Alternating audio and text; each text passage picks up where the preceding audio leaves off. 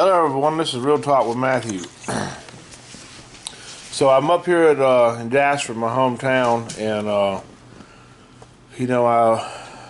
had been invited to a wedding like months ago, and the friend that invited me, I didn't know whether we was gonna, we had a little falling out, I guess, and but somehow it's been resolved somewhat, I guess, and I was still invited to the wedding.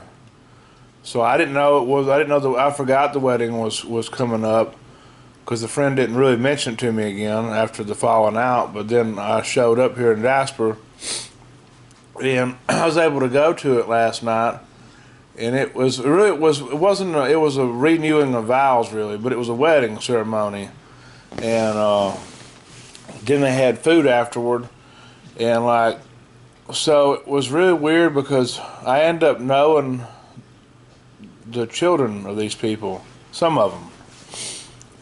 Went to school with some of them. Then I ran into some classmates that I hadn't seen in like 20 years, or probably some of the people I hadn't seen in like 20 years. Almost like a somewhat of a high school reunion. I've never been to one of them, so I don't know what that's like, but I've seen some of them on social media here and there. First guy I met, he was genuinely happy to see me. I was genuinely happy to see him. I felt like there was something, felt like he wasn't doing super good. He said he was still around, so I'm gonna keep him in prayer. And then I ran in. Then I did. Some other people. So people's changed though, because there was like last time I seen them, there was like 20. Most of them. Now this guy looked the same as he did in high school, so it was really easy to recognize him.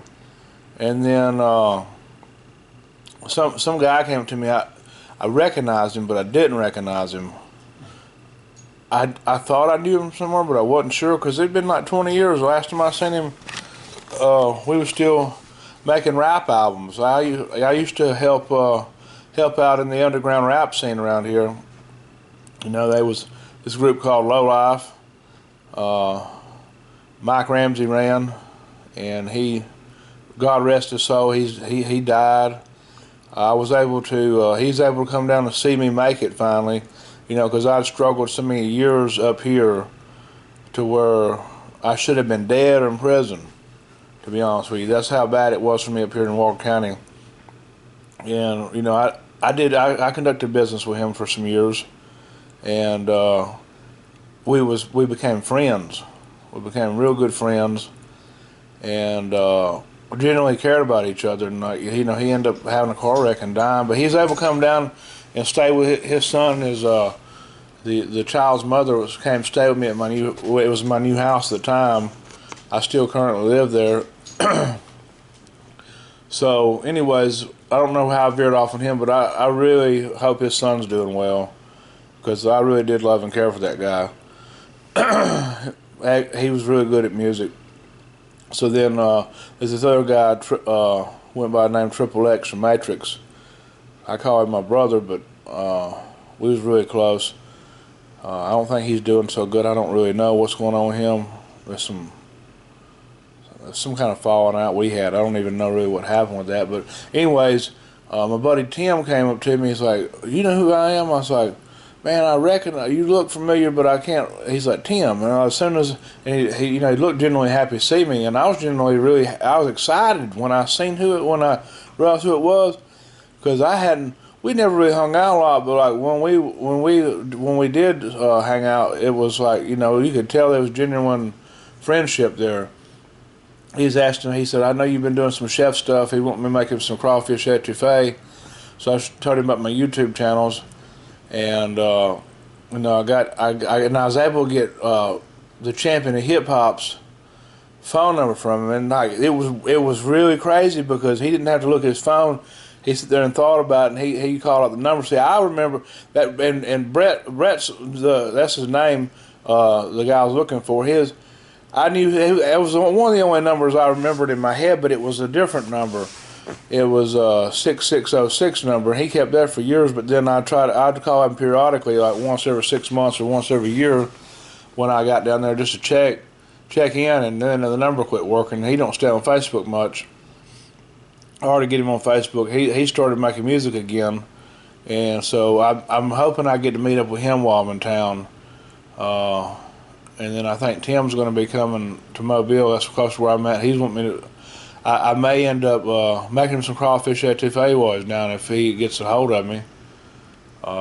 We can make that happen if it's on the weekend or something, on a day I'm off. Maybe even if it's not on a day I'm off. I like to make that happen for him. But, you know, I talked to some other people. You know, I talked to quite a few people there, and like, I didn't realize, you know, all of us are getting older, and I'll be honest with you, some people that had went through some of the struggles I would never thought, that was bad. Like one guy told me a brief story about what happened to him. I mean, it was only like he kept it to like a minute and a half, but that minute and a half was summed up. He went through way more stuff than I did, evidently. He had got married. You know, I haven't got married, so that's a whole nother struggle. He's got children and all that, but he went through some went to prison, got hooked on heroin. You know, but he looked like he was doing good. He looked healthy. He didn't look like he was strung out. And I never seen him like that, man. He was always, you know, very smart, intelligent, and good at football and stuff. And it broke my heart to hear that, you know. I shared a little bit with him about what I'd been through, but it wasn't much. Like, that was only the tip of the iceberg. But I think both of us just told a brief, very brief thing about what happened. But you know, God can restore all of us. So if you're out there fighting with addiction, I pray you go get help. Alcohol is just as bad as heroin or crack or meth if you abuse it every day. It can be just as bad and just as addictive, and just as destroy families just as much. Also,